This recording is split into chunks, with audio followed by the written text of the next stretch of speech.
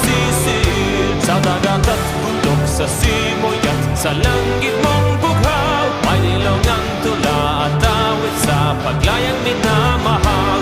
Ang kislap ng